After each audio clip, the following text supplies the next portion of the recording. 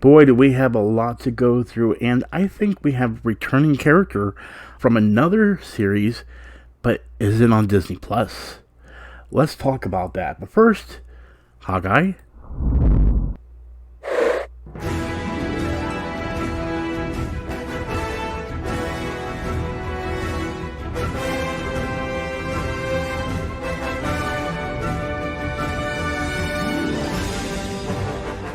How do you do, G-Pot crew? It's your Naughty Body Potty here, and today we are talking about Episode 3, Echoes of Hawkeye. Now, keep in mind, this is going to be kind of like a review. I don't really do reviews of these anymore. I do breakdowns and talk about the episode. So, of course, always spoilers when it comes to these episodes. If you haven't watched the episode, definitely make sure that you watch it before you come back here. Also, if you're new here for this video, make sure you hit the like button, and make sure you go ahead and also hit that subscribe button. It really helps out the channel. Now let's go ahead and first talk about Maya, aka Echoes. Now, I slightly touched upon this in my last episode, but I didn't go into great detail and why I think certain things are happening in this episode when it comes to her origin story. Now, they are actually looking like it is actually going close to her origin story from the story or the comic book, because in the comic book, she actually ends up becoming Ronin, but in this one, Ronin's a bad guy, and it makes sense because they're using the whole videotape from the Matt Fraction series, and instead of it being a tape, it's literally him himself being Ronin, an assassin for hire.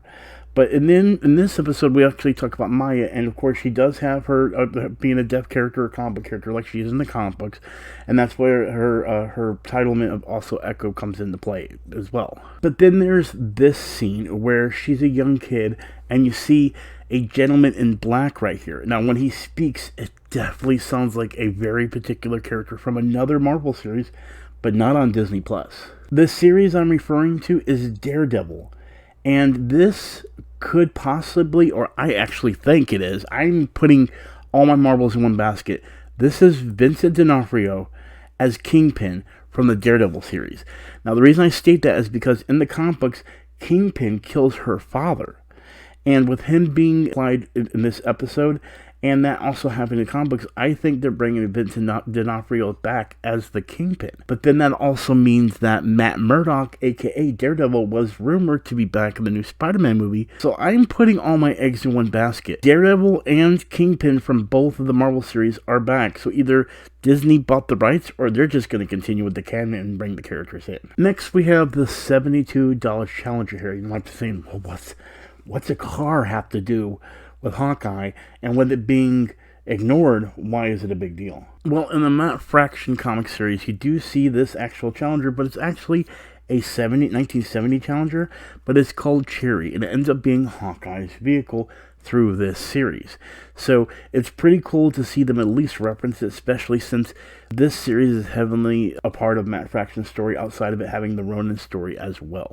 This also goes into later things with Matt Fraction when it comes to this episode in particular. As I stated earlier, the Matt Fraction series has I can't remember which issue it is, actually has where they're in that Dodge Challenger I was referring to before, but she's using all of Hawkeye's trick arrows to fend off some Russians, which is exactly what's happening in the series. But what makes this interesting is they use all his trick arrows that are also in that issue of Matt Fraction's comic book. So if you look here on the screen, you'll see that it actually shows all the trick arrows, and I'll zoom in on them so you can get a better understanding. So as stated, you see here, they're in the Challenger. He's using the trick arrows while she drives. Now, if you remember, in the series, he actually states that he's going to have her drive, and then he was going to use the arrows. But they switched it, and I think the reason they switched it is so he can get a better understanding of how she uses her arrows. In the comic book, he's already aware that she's a professional with a bow and arrow. She's already Hawkeye in the comic books. But of course, in this series, he has no idea. She's not Hawkeye. She's new. So they reversed it and had her use the arrows while he drives, which works perfectly with the scenario. So she learns about his trick arrows, and he learns about her abilities to use a bow and arrow. So it's a nice little nod to the comic book, but switching it off and getting her used to his arrows in a different way than she would have in the comic books. And of course, next we have the Hawkeye drawing that Kate Bishop draws. I love that they reference this, especially since it's something that's hugely referenced just in general when you first appear in the first Avengers movie, that he's not wearing the elaborate outfit he wears in the comic books. So you should be aware of this, but if not, I'll show you anyway. In the comic books, he actually wears a purple outfit with a H on his head to symbolize a hawk. And that's exactly what you see here in this image from one of the original comic books, but you also see it in the show here where she draws it out. So I love that they reference this in the show, and I kind of wish they could have done that with some other stuff, but it works for this situation. It's kind of like the whole X-Men, what do you prefer, yellow spandex?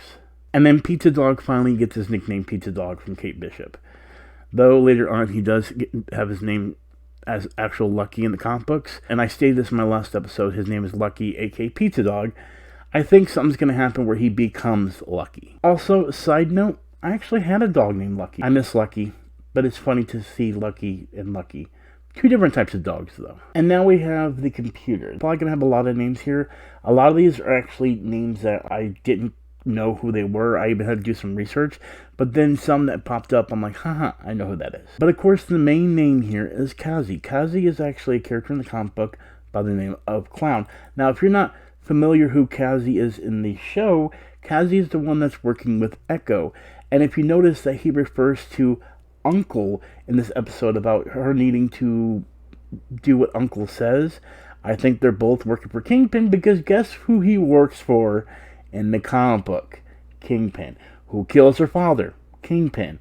And we have connections. But then the rabbit hole gets deeper. Now, for a lot of people that aren't aware, Kingpin is actually connected to both the Spider-Man universe and the Daredevil universe.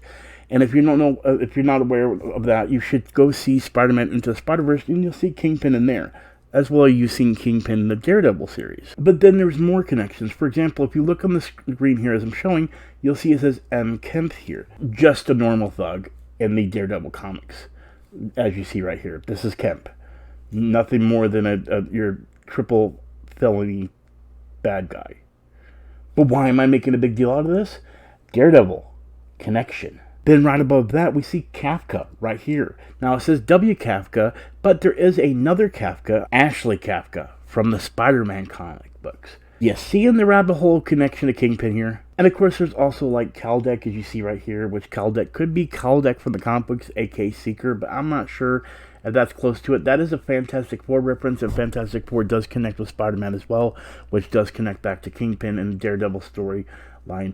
I don't know. My point to the whole thing is this is way too ironic for it not to be a situation with it being connected to Spider-Man, with the new Spider-Man movie coming out this month, and of course with Kingpin. And then of course we do see that there's a hidden lawyer, if you remember, in the Spider-Man trailer, the original Spider-Man No Way Home trailer, and people said it could be Daredevil. This would connect Hawkeye to Spider-Man, and would just make the world explode just to see Matt Murdock and both Kingpin, both actors, reprise their roles. And if I didn't push enough the whole idea, let's just ignore all these other names and look to the right, and we'll see here it says Sloan, Ltd., current employee. Honestly, Putty, there couldn't be a Sloan, could there? Morris Sloan, from the Spider-Man comic books. Oh, Kingpin again and again. New movie, Spider-Man, him in trouble, possibly need a lawyer. Who is the lawyer? Matt Murdock, Daredevil. Oh boy, we're going back to the Daredevil series, ladies and gentlemen. And I think they did speak about a new season 2. Is it going to be on Disney Plus, or is it back on Netflix? Or maybe Hulu? I don't know. Look, I've done every single thing I could show the connections between Kingpin, Daredevil, Spider-Man, everything. And it's just way too oddly specific, or, you know, what's the word I'm looking for? You know, just to know that these are all connected and quite possibly could be connected to the new Spider-Man movie, even though they're probably not going to connect it that much. It's just going to be little nuggets. My point to the whole thing is this is honestly leading into Kingpin making his reappearance as with Vincent D'Onofrio as the Kingpin. And I'm excited about it because it's something big that also happened in the Fraction comic books, or the Matt Fraction comic books, has Kingpin in it. Yeah, I think this is Kingpin, and I think it's Vincent D'Onofrio's Kingpin. But I want to know what you guys think. Comment below. Tell me if I missed any Easter eggs that you might have noticed. I noticed that there is a few other things. For example, we do see some comic book artists like Tom Cosmaraco. I'm messing up his name. I know for sure I'm butchering his name. But there are some comic book artist names on the computer, so I know people are going to probably say that in the comments below. So I'm aware of it. I didn't really push to it. I was just so adamant about the Kingpin situation. And with that being said, thank you so much for watching. I can't wait for Hawkeye episode 4 next Wednesday. Make sure you tune in to my channel when I talk about the Easter eggs there, and hopefully we finally get to see Vincent D'Onofrio's Kingpin in this episode, or series I should say. You know what I mean. Anyway, I appreciate you guys watching, and I'll see you next Wednesday. Peace.